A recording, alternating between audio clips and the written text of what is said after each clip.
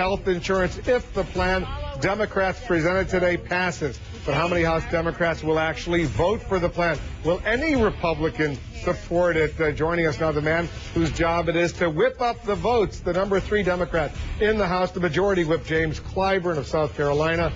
He's here in the Situation Room. Gloria Borger, our senior political analyst, is here joining me in the questioning. Congressman, thanks very much for coming in. Thank you for having me. Right now, do you have the 218 votes you need to get this 2,000-page piece of legislation passed? Well, if you know my standard answer for that is we're getting there. You don't have it yet? Well, I have not taken a whip count. We rolled it out today, and we have not really done a whip count yet. I will start doing that on Monday morning. When will the vote take place? I don't expect to vote before Thursday of next week, and I expect for us to stay in until it gets done. So you'll have 1 week now, between now and next week, to get 218 votes? Yes, as we promised. It went up on the internet today for 72 hours so that everybody can take a look at it. As I understand it, we've already had 8 million hits on this, and we'll do a manager's amendment probably Monday or Tuesday, and then that will stay up for 72 hours, and then we'll vote. So what's the cost of this, the House version? The House version is $896 billion. And the question everyone has is, how are you going to pay for it? And your bill includes a tax increase on a so-called millionaire's tax. Yeah. The Senate bill does not have that kind of a tax increase. So what do? You willing to give it up? Well, the Senate's got another tax increase, and that tax increase is on insurance plans. And whether you got a Cadillac plan or a Ford Taurus plan, it doesn't matter.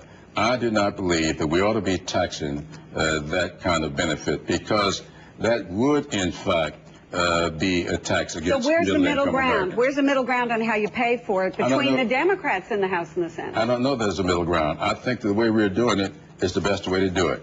And that is a tax if you make over $1 million a couple. As a married couple. That's non-negotiable. A married couple over $1 million. $500 million if you're single. Yes. So that's non-negotiable. No, everything's negotiable. It's just that this is my position going into the Congress. You're going in with a tough stance from the House side. The Senate will pass, if they pass something, they'll pass theirs. Then you guys have to come together in a conference and try to work out the details. Do you believe there will be any Republican support in the House, even one Republican voting for your plan?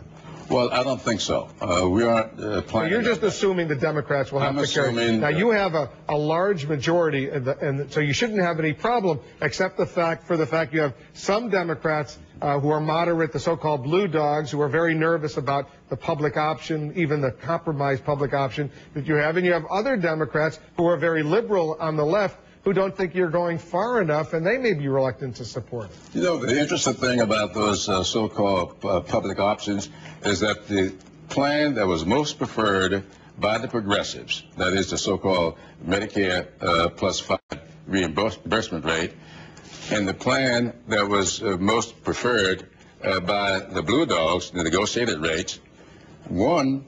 The public option with the 15 or the Medicare plus 5 saved the most amount of money, $120 billion, as opposed to only $25 billion with the other.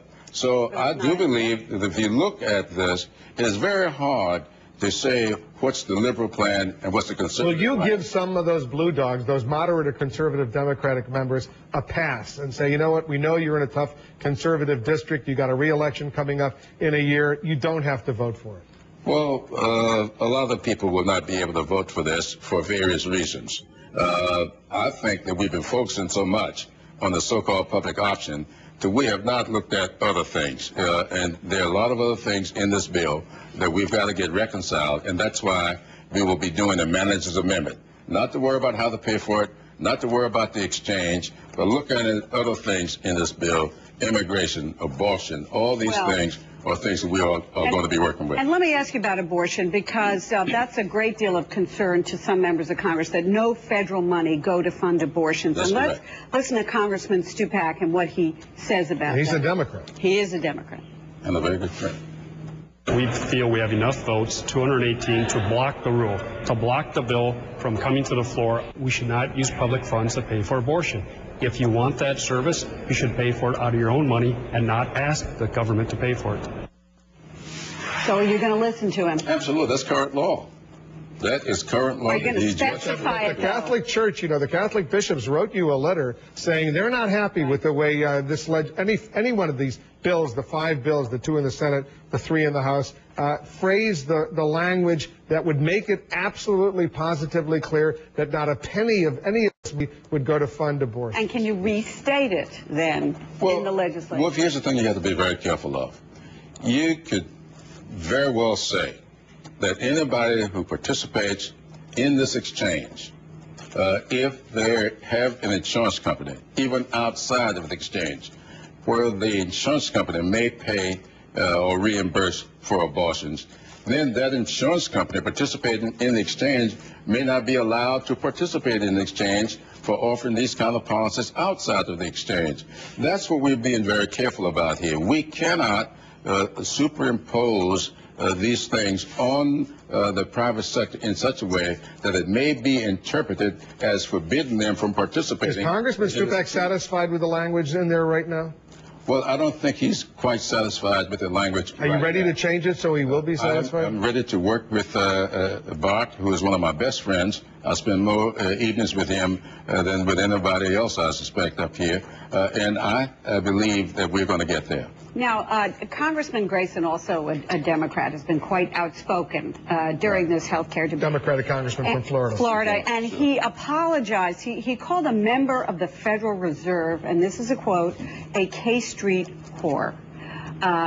He apologized. Yes, he did, but he also accused Republicans of wanting people to die. Have you, as a member of the leadership, spoken with him about his incendiary rhetoric and asked him to tone it down? Yes, Ellen and I have spoken. And, of course, before I ever spoke to him, he came to me and talked to me about this language. And Alan is a good buddy. He's from Orlando, Florida. I've campaigned with him. And he is remorseful for the language. But he's raising a lot of money off of it. You know that. Well, I have a colleague that I share Congress with that's raising a lot of money. That would be a Republican Congressman Wilson from South Carolina who uttered those words, "You lie," to the president. That's what you're talking about. All right, Congressman, thanks very much for coming in, and please come back and visit. Well, thank you so much for having us. Good to be back. Thank you. President Obama's letter to Virginia voters urging support